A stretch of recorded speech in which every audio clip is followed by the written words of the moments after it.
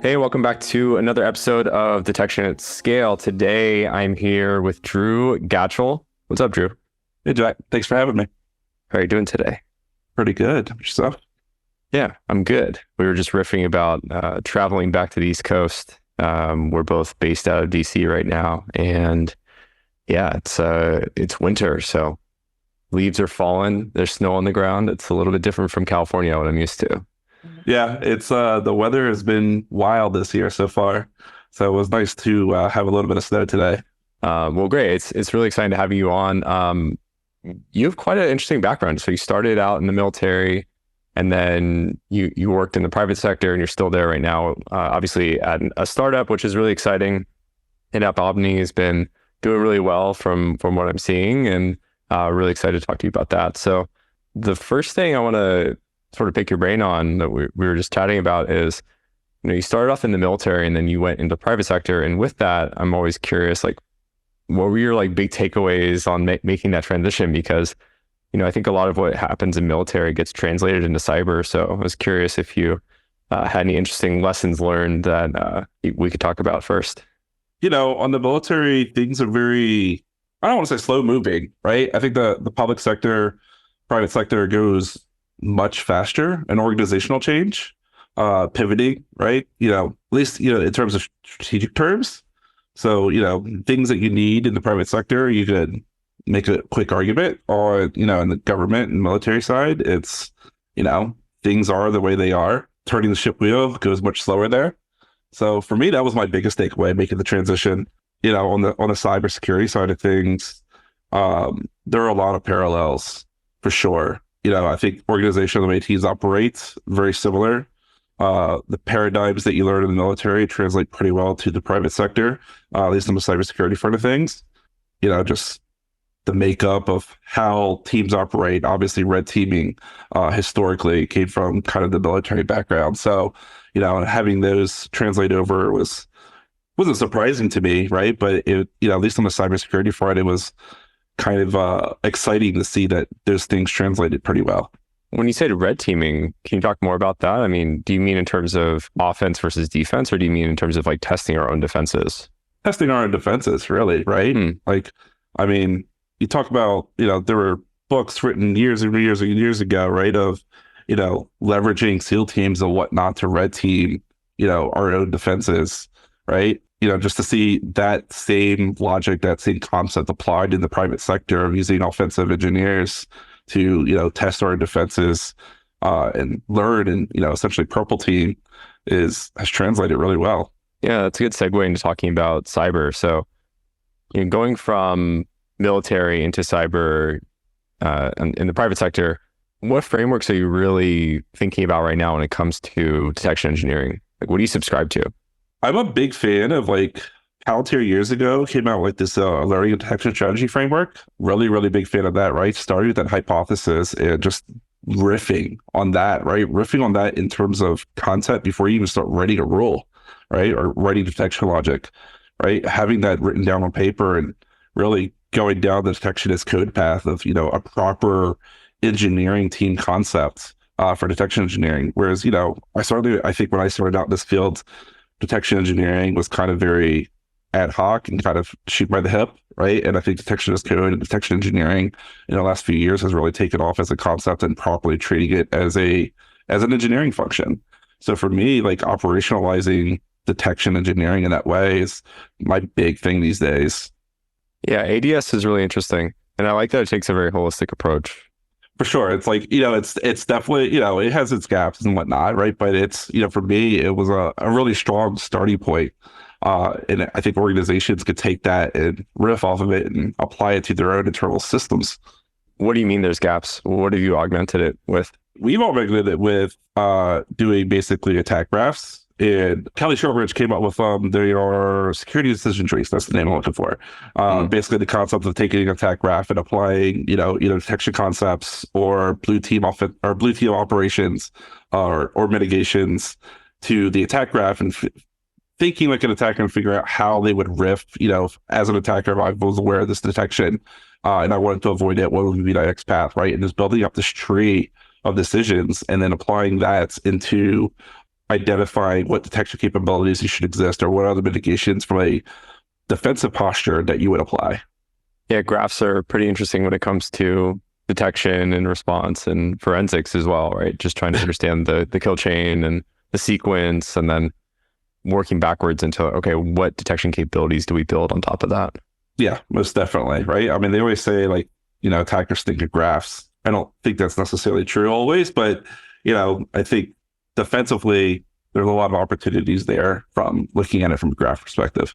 Yeah, I mean, I think attacks happen in graphs. I don't know if attackers think in graphs, but right. That's certainly how they unfold, right? It's like, well, I went from this point A to point B, and then I tried to go to point C, but it didn't work. So I went back to B, and then I went to D, E, and F, right? So it sort of traverses through this cyberspace, and then we as defenders need to be thinking about, okay, what's happening and how are we plotting these sequences and getting the right signals along the way? Most definitely. How do you think about signal creation? So if we talk a little bit more technically, I think there's a lot of layers to detection engineering, and sort of the first most prominent layer of that is like the initial signals that represent something that's security relevant. So how do you think about that? Yeah, I mean, I think signal creation is one of those things where I like to start with a hypothesis, right? I like to think through, start with an initial hypothesis and really apply the scientific method to figure out like, all right, what's possible from a data collection point of view? How can that translate into building a detection? How can I translate that into, am I collecting the source? Am I collecting, the different attributes that I need to build a detection? And also similarly, having, I think detections can be layered, right? You have defense and depth, right? I think you can have detection and depth as well, right? Like overlapping signals, all detecting the same thing. That way, if you have one signal that goes out, you still have other possible sources that will alert kind of on the same activity, which, leads to downstream concepts of, automating, right? You have automation that applies and mitigates minimizes and correlates those different signals together. The redundancy in signaling, that's super interesting. I've never thought about that. How do you go ahead and do that? Is it log differences, or is it just different analysis? A little bit goes back to, kind of thinking in graphs and figure out, all right, like if an attacker is going to take this certain graph, what are the different detection opportunities along that specific path in the graph, and apply detections there, right? Also, it could be different sources, right? You have your EDR source, and then you can also have you have a different source on the endpoint that also detects, or a network source, see that's alerting or triggering on the same similar activity. So, if that way, if your EDR agent goes down for whatever reason, you still have that network activity that can kind of trigger on that same concept on that same TTP, right? So if you just think of it that way, right, you have these different layers kind of all alerting on the same base activity, and suddenly, you have pretty comprehensive coverage. No, that's super interesting. And I think there's a lot of practical use cases there too, especially when you think about a remote world where there's so many variables you no longer control. I think the redundancy can be really important. Oh yeah, definitely, right? Like especially as you get into, SaaS land where you no longer control your source signals, right? Like you're beholden to whatever the vendor's providing you. Figure out there's different layers, right? Figure out what gaps they have, right? And figure out how you can layer your defenses on top of those gaps to, trigger detection is pretty critical. Yeah, it's interesting the world or the position the SIM plays, because I think you can think of the SIM sometimes as just an aggregator of alerts. Because if you think about what we're doing, we're installing a bunch of controls, like, I'll plug AppOmni, right? Like it's a perfect example, right? AppOmni is doing its own analysis that you're managing actually in real life. Yeah. So we'll talk about that in a second, but, there's folks like you who are specialized in a certain type of security. In this case, it's SaaS security. It really feels like I'm plugging AppOmni, and I'm really not trying not to. But this applies in networking too, right? It's like Zeek. It's the same concept. Yeah, it's pretty universal across it's super universal across domain spaces. Yeah, I know, right? And then you have the combination of like the signals that come from the sensors, and then the analysis that comes from the sensors as well. And it's not always the same. Like some sensors are it's just data. But I think it's more common actually for there to be sensor telemetry and alerts. So CrowdStrike's a great example of this. Zeek and I think Circata is also a great example of this, where they're kind of doing both, and they're giving you like really curated alerts and signals that the security teams need to really fill in that piece of the plot of like, okay, we have coverage across this part of the kill chain. This is where these tools fit in. This is where these others fit in. And then, we can do what you were suggesting, which is building that redundancy and signaling and filling in those visibility gaps. At least from my experience, it certainly exists on the SaaS side of the house too, right? Where you have like Salesforce and GitHub, they have their own in-house alerting being emitted by their auto log system, as well as the actual activity on the platform, right? So, whatever auto logging that they're building in-house might not be comprehensive to you as their customer, right? But you still get that, you still get those signals from them to actually build on top of that. Also validate that they're signals, right? I mean, you look at Workspace and Google, right? And how much they're emitting out in their system. Yeah, I think about Google Workspace alerts way too much because I get them every now and then. It's like 5 people reported spam. And I'm like, man, that's such a bad alert. That's not telling me anything useful. That's the pain of being a vendor-based detection system, right? You have to write things so generic. Yeah. But if you provide that telemetry, allows your users to develop their own signals, right, and be a lot more customized to their use cases. Yeah, that makes a lot of sense. Why don't you talk a little bit about what you're working on? So, I introduced you as a chief architect. I mean, that's a super exciting role. Tell us a little bit about AppOmni and what you're working on. Yeah, so AppOmni is a SaaS security posture management tool. Most obviously focused on enterprise SaaS platforms. So where my team fits in is we're responsible for doing threat detection against basically all your SaaS audit logging. Determining, session hijacking, determining activity, exfiltration in all your different SaaS platforms, whether it's Salesforce, Workday, Zendesk, et cetera, et cetera.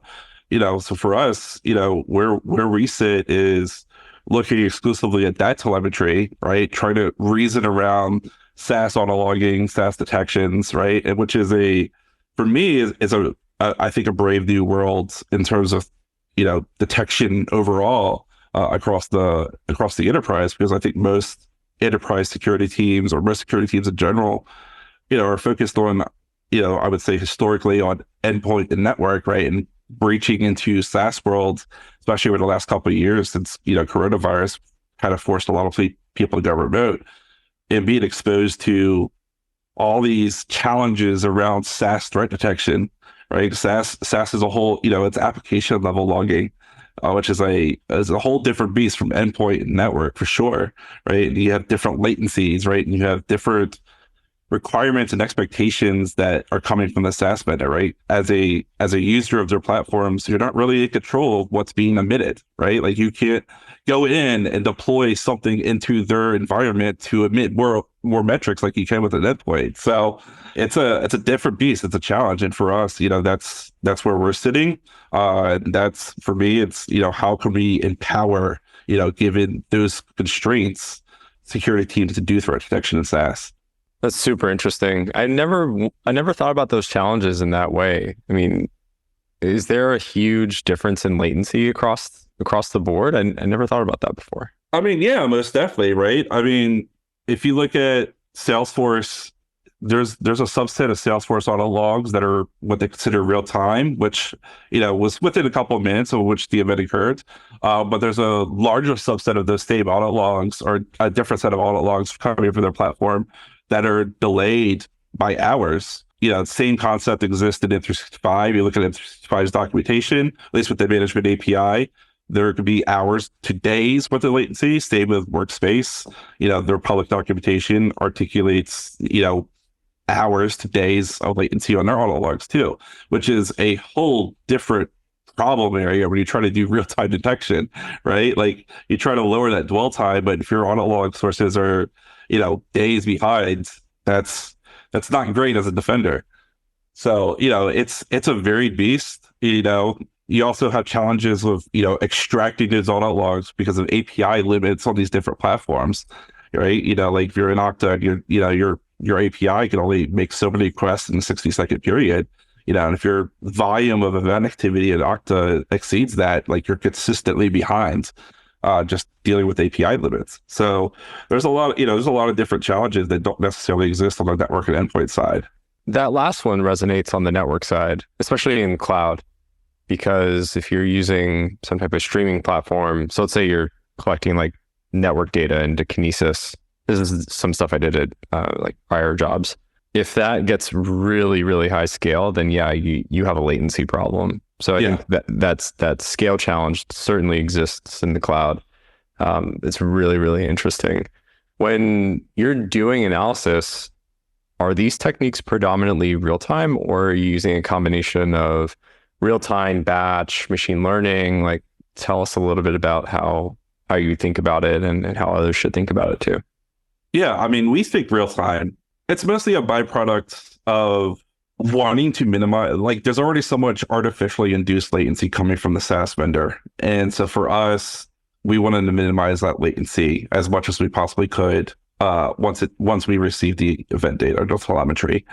So for us, we really primarily focus on real time. We made a little bit inroads on batching, just on opportunities that don't really exist in doing the real time detection capabilities. And then obviously from an ML perspective, for us, that's kind of a brave new world as well of, introducing ML capabilities, ML, essentially behavioral analytics on top of, all this audit log data that's coming in.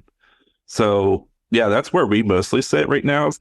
That makes a lot of sense. And then there's been a lot of interesting, I mean, I don't know. I think I can't do a podcast these days without talking about Gen AI. So let's talk about Gen AI.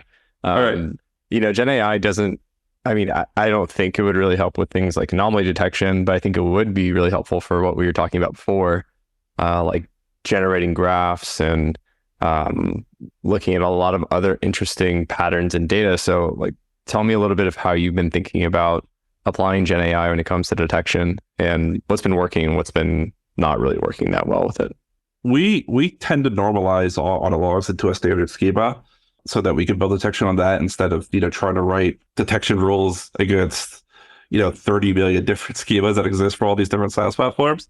So we normalize to a standard schema. We've tried to use Gen AI to basically articulate what our normalization patterns should look like. With it evaluating, the inputs of the log schema as provided by the different providers and translating it into the statements that we would use in our DSL to translate those into a normalized schema. We've had reasonably good success there. There's still a lot of tweaking that needs to happen manually after that, but like it's as good as, I would say GitHub Copilot finishing out your code statements, right? It's close enough. You still gotta manage it. And then the other half of that for us is the additional content that gets put on top of the detection rules, right? It's one thing to sit there and alert on certain activity, right? But the other half of it is communicating to the end user. How do I triage this? How do I investigate this once you've alerted, right? And, we could spend a ton of time documenting out, how a specific alert would get triaged, right? But it's much quicker for Gen AI to kind of articulate that for us, especially since it's, tends to be more aware of, the Salesforce documentation or the Okta documentation of like, this is where you would go look in these systems. So for us, it's purely a content piece with Gen AI allows us to iterate much quicker and put out that type of content. Yeah, that makes a ton of sense, especially when it comes to particular TTPs. Like, for example, if you're like, oh, well, I'm looking for an admin created in Okta, right? Yeah. Or I'm looking for additional privileges assigned to something in Okta. I think what you called out on understanding the docs and then knowing how to remediate, that's super interesting. That's a really good use case. I also use I tend to use, Gen AI as when you get writer's block and just ask questions until like it unlocks, or it even, sometimes I've had it hallucinate things that don't exist, but like it unlocked a different part of a way I didn't think about that allowed me to go and pivot a certain rule. But like as it's applied to writing detections, I haven't seen much success, but like I'm kind of optimistic in the future that like as models iterate, as you start training models against, auto log data, that there will be a capability in the future that might exist. Yeah, it's interesting. The writer's block one makes a lot of sense. And I'd imagine it's helpful for any detection engineering team who's writing code, Right. like training it on the other rules. Most definitely. Is that something you guys have experimented with? A little bit, not as much as on the schema normalization piece. For us, it's certainly the next stage is like, all right, how can we make, again, going kind of the GitHub Copilot route, how can we make this write rules quicker, right? How can we have it self realize what we're trying to do intent wise? Part of that I think could also lead into like if you have the strategy frameworks written up front, applying the strategy framework as an input into the model, and as the question of like, all right, what would this rule look like, right? And it just sketches out a brief, an initial detection of what that detection might look like given that that strategy framework. Yeah, and then just riffing off of that from that point forward. And ADS is pretty extensive. There's a lot of background context, and there's false positives, and there's like a lot of things to fill in. So we definitely want to be smarter than needing to sit there and fill in some highly structured markdown, So speaking of normalization, have you been tracking OCSF? I have. I'm a fan of the concept. It's been, a couple months since I last looked at OCSF, but my initial gut reaction when it was first announced, it was basically where Elastic Comment Schema was a couple of years ago. So I think, between those two competing, I don't know if they're necessarily competing projects, right? But like, I think there's a lot of value there. So it's just like, how much is this project going to be adopted in the community, right? Obviously, I think Amazon is adopting it pretty heavily with their security data lake. Salesforce talks about it, but I haven't seen it customer facing wise. So I think it's just an internal thing for them. But like, I like the concept. For us, from a SaaS perspective, it has its gaps. Elastic also has its gaps in terms of translating, what happens on SaaS platforms into, this normalized schemas. We were dealing with ECS pretty comprehensively for the most of the last couple of years. We had to build extensions on top of ECS. Open a couple RFCs into the ECS repo to get a couple fields at it. So, OCSF is definitely making quicker progress than I think ECS has over the last couple of years, but it's still got some maturing to go. Yeah, for those listening, OCSF is Open Cybersecurity Schema Framework, and it's a modern open schema for cybersecurity. Yeah, it's like CEF. Yeah, but not 100 years old. Yeah, exactly. ECS, OCSF are similar in that regard, and Google Chronicle has one that's similar as well to OCSF. Yeah. So it's really just the effort to use one schema to make rule writing and response easier. It's like the golden outcome for any, I think, security team.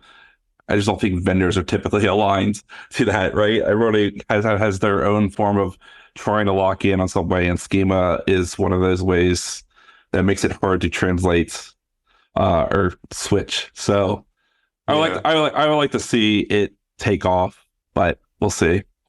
I'm hopeful, but there's so much difference in how security tools work.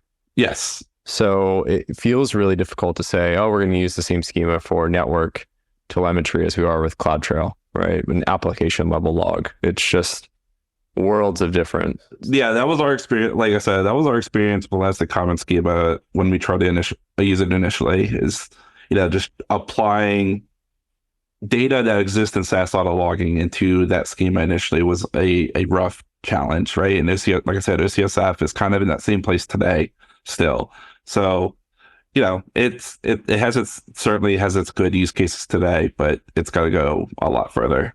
Yeah, and you mentioned security data lake. I mean, have you been adopting data lakes for some time? I mean, I imagine you would have needed to work at a place like Salesforce and do DNR. Like, you probably have to have some big data strategy. So can you talk to us a little bit of your experience there? Yeah. We've used Hadoop and we've used BigQuery as kind of our data lakes. And I think they are tremendous assets to do a DNR. The ingest rates are just, far excessive or far exceed like what most SIEMs are capable of. Not having to worry about indexing so much, right? Like just not having to worry about auto log size is the big winner, right? Especially when you start looking at some of these auto logs from some of the vendors that we're dealing with, like GitHub or Salesforce, their audit logs could be measured in megabytes in size for a single log line, right? And it's just like no sim will ingest a 1 meg single log line autolog, right, without fracturing it. So from a data lake perspective, it'll take that all day long, right? And storage is so much significantly cheaper, and just being able to query, which allows us to retain far more data, right, for far longer, and then be able to query across it practically in a reasonable time frame, unlocks so much capabilities from a DNR perspective, and certainly from a detection engineering perspective, right? Just being able to articulate your detection concepts into a query and then figure out like how noisy is this potentially going to be before you ever deploy anything is, such a power up. How far back are you typically looking when you're doing that? For me, we go about 6 months. Oh, wow. Yeah. You want really high confidence. That's not going to be noisy. Yeah. I mean, usage patterns and SaaS platforms could change pretty dramatically depending on, the platform, depending on what's been, scaled out, right? How customers have, scaled up their own operations on the SaaS platform. So, we have certain customers that roll out like a Salesforce community site that is a support portal, and its initial use today is essentially not existent, but 6 months from now is a ton more users, ton more activity, and you just kind of have to have that historical look, because something that's not noisy today will be 6 months from now. So if you have that look back period, it allows you to kind of just prejudge what might be happening, right? You kind of get a feel for how things are progressing. In terms of tuning, what's your strategy for keeping the quality high? Because it's one thing to check it at a point in time, and then, it's another thing to make sure it stays low. Consistent validation, right? Automating, and this could shift in a variety of different ways, right? But certainly like any attempt to automate the triggering of the detections to figure out, are they still working? Are they working the way that we intended, right? Which goes back to the strategy framework, right? Because shifts in schema, shifts in, TTPs can kind of drive, is this rule even doing what it was intended to do originally? Shifts in personnel, right? Like evaluating the rule later on, right? What was the original author's intent if they're no longer here, right? Going back to that strategy framework. So, being able to continuously validate, writing, unit tests for the rule itself, being able to use something like Atomic Red Team to go out and actually, trigger the activity that would emit the signals that you're looking for are massive benefits to a detection engineering team, right? Again, right? Like you have CI/CD on, your typical engineering teams. The same concept should apply to a detection engineering team. Right? You should constantly be testing, constantly have essentially a QA team responsible for testing your detection capabilities. Like software. Yeah, I mean, it is, right? Like it is software. Yeah. Yeah, it's software. It's just written slightly differently. Yeah, the test cases are so key, right? Just to preserve what you were saying and original intent, and then also protecting against regression, because we don't want our detections to stray from, the initial purpose. And as you develop and add more false positive cases, you just want to make sure that things stay stable. So that's certainly one way to get there. I mean, I've certainly seen detections that have strayed from the path just because they've gotten tuned so much over the years that, what they are now triggering on or targeting today was not what the intent was, 2 years ago when the rule was originally written. So like you gotta stay true to that path, right? And also, if you take the layered approach, right? Like you don't want your layers shifting underneath of you. So you still got to have those clear concepts laid out front. Yeah, for sure. Well, Drew, I really enjoyed this conversation. I was hoping you can leave us with 3 pieces of advice for other detection engineers and leaders listening in.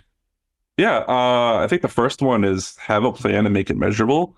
When it comes to detection engineering, whether your initial plan is cover all the TTPs and MITRE attack, or, tackle all these different threat intel indicators that are coming in from your intel team, right? It's just having a plan, right? Because I think, like I said, historically, I think in my experience, prior to the core concept of detection engineering teams, detection engineering has been very ad hoc, which makes it hard to have a plan.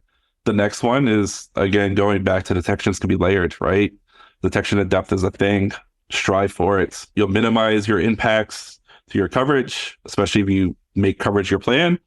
It will massively boost up your capabilities, right? You don't have to, you're less worried, you're less stressed about missing an attack, or missing something, because you have multiple indicator or multiple signals coming in that will alert you to the activity, right? And then kind of hitting on our last point, right? Continuously validating your detection capabilities, right? TTPs change, sources change, schemas change. All these things can change and shift underneath of you, right? If you're continuously validating, you will catch those early and be able to mitigate and minimize the impact that they have, right? And again, if you're doing detection at depth, it's not a big situation if those things do change, because you still have a good outcome. Awesome, Drew. Those are great pieces of advice, and I hope it's really helpful for those listening in. Awesome. Thanks so much for the time, and we will catch you all next time.